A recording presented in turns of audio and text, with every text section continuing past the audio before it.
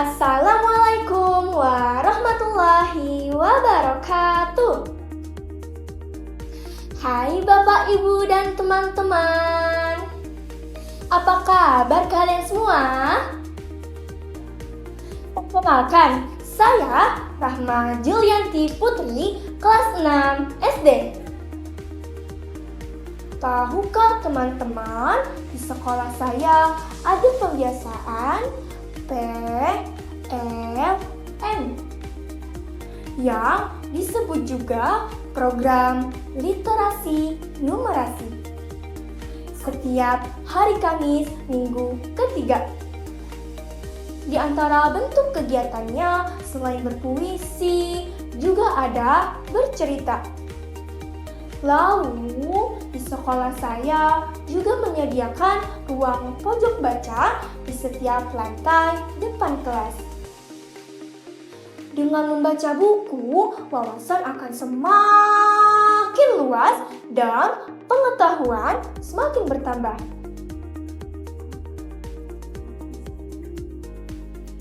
Teman-teman, ini adalah buku yang pernah saya baca pada saat PLN yang berjudul Legenda Batu Golok dari Provinsi Nusa Tenggara Barat. Mau tahu ceritanya? Begini ceritanya. Legenda Batu Golok.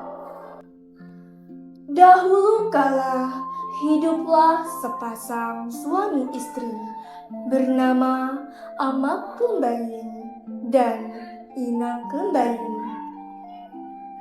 Mereka dikaruniai 2 orang anak. Mereka tinggal di daerah Padamara dekat dengan Sungai Sawi. Mereka hidup miskin. Mata pencaharian mereka adalah buruh tani. Mereka berkeliling dan mengitari desa setiap hari. Mereka menawarkan tenaganya untuk menumbuk padi. Kedua anak mereka pun selalu ikut bekerja. Suatu hari saat Inak akan menumbuk padi, ditaruhlah anaknya di sebuah batu ceper yang disebut juga dengan batu golok dekat dengan tempatnya bekerja.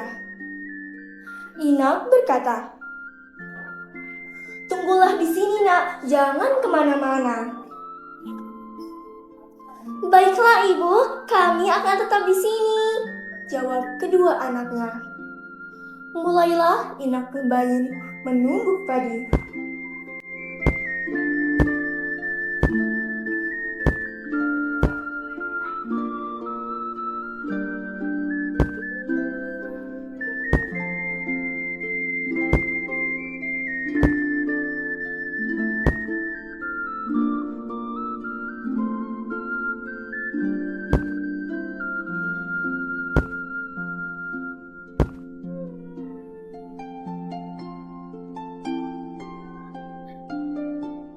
Namun, setiap kali ia menumbuk, batu ceper yang diduduki kedua anaknya semakin meninggi.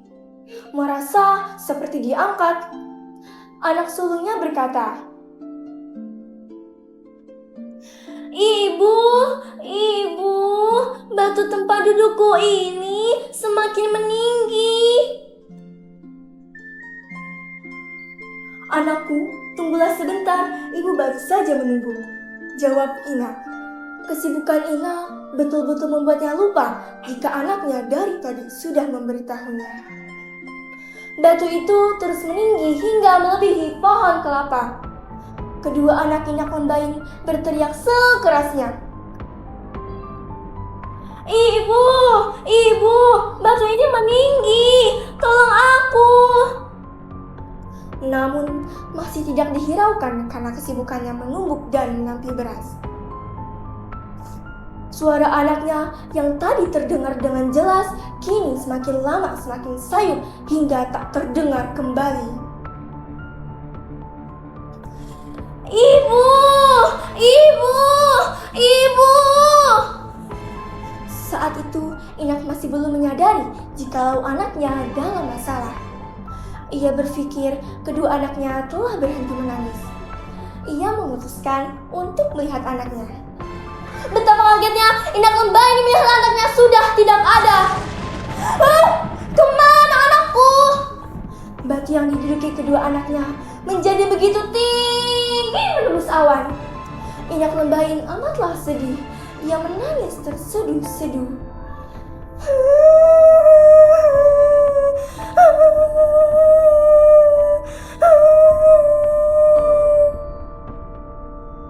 Ia kemudian berdoa agar dapat mengambil anaknya.